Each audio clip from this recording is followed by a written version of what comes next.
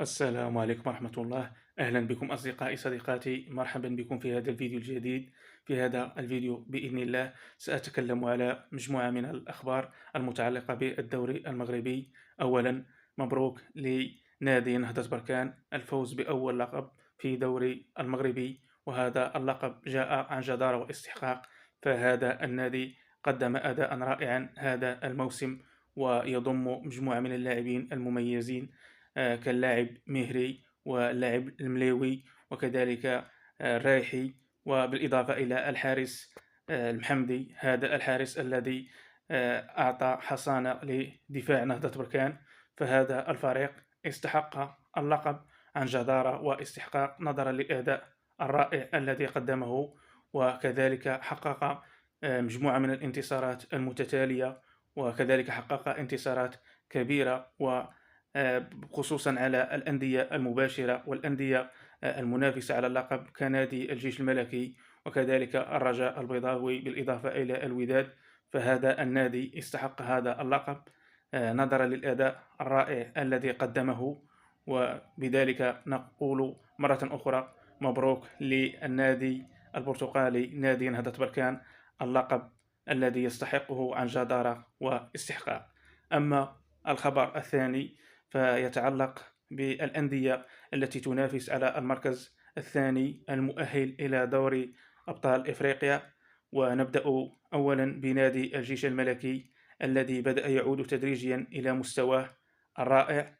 ففي المباريات الأخيرة حقق نتائج كبيرة ورائعة جدا، وذلك تحت قيادة المدرب البرتغالي سانتوس الذي وجد التوليفة الرئيسية والتجانس بين اللاعبين. فأصبح نادي الجيش الملكي يقدم أداء رائعا بعدما تعثر في المباريات الأولى، وذلك تحت قيادة المدربين الآخرين كالفرنسي فيلود، وكذلك لا لم أعد أذكر اسمه، المدرب النمساوي على ما أظن تشيريتشلاف لقد نسيت على الاسم. هؤلاء المدربين أثروا على نادي الجيش الملكي، وبالخصوص أن نادي الجيش الملكي يعتمد على النزعة الهجومية وكذلك الضغط العالي على الخصوم. لكن المدربين الذين تولوا على تدريب نادي الجيش الملكي أثروا على مردود هذا الفريق. لكن المدرب سانتوس أعاد شيئا ما قوة الجيش الملكي، وأصبح هذا النادي يقدم أداء رائعا.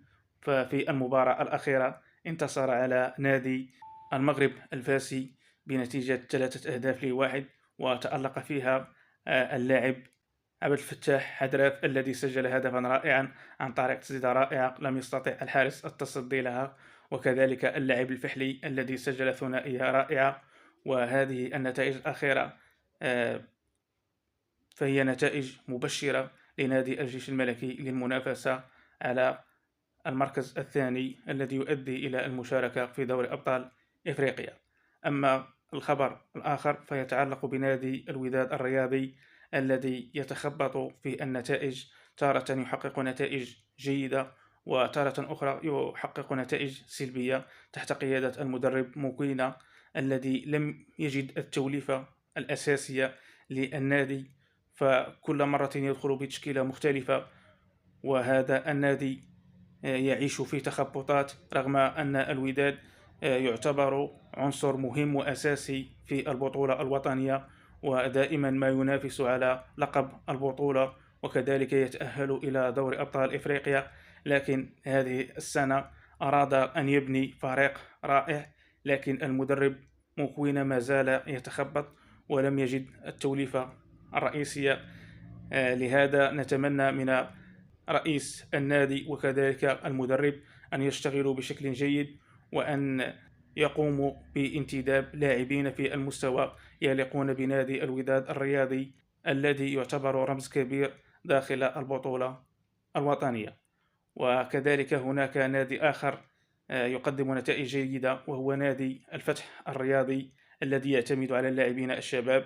هذا النادي يحقق نتائج جيدة في البطولة الوطنية، وممكن أن يحقق المركز الثاني نظرا للأداء الرائع وللخطط التكتيكية التي يعتمد عليها، فهذا الفريق يحقق نتائج جيدة، ودائما ما يكون خصما قويا للأندية التي تنافس على المراكز الأولى.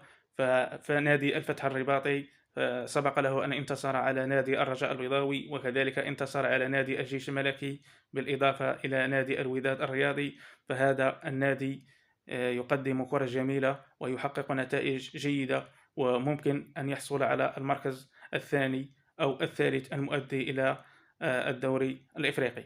لكن هناك إشكالية فتتعلق بنادي الرجاء البيضاوي الذي يقدم نتائج لا بأس بها. فالمدرب التونسي الشابي بدأ يعود بنادي الرجاء البيضاوي إلى الواجهة، لكن تارة يقدم مباراة رائعة، وتارة أخرى يقدم مباراة دون المستوى، وذلك بتهاون بعض اللاعبين، بالإضافة إلى طريقة سير المباراة لا تكون بطريقة جيدة، وبالتالي لا يحقق النادي نتائج جيدة، ولهذا يتخبط في المراكز الوسطى.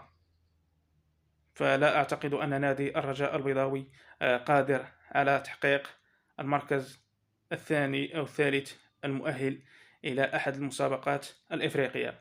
لكن كرة القدم لا ترحم، ممكن أن يحقق نادي الرجاء البيضاوي مفاجأة ويتأهل إلى أحد المسابقات، وهذا راجع إلى ما سيقدمه المدرب الشابي مع هذه الفئة من اللاعبين التي يتوفر عليها حاليا نادي الرجاء البيضاوي. وبخصوص الأندية التي ممكن أن تغادر الدوري المغربي، فأبرز نادي لن يستمر في دوري الدرجة الأولى هو نادي شباب المحمدية، الذي يقدم أسوأ موسم له في الدوري الدرجة الأولى.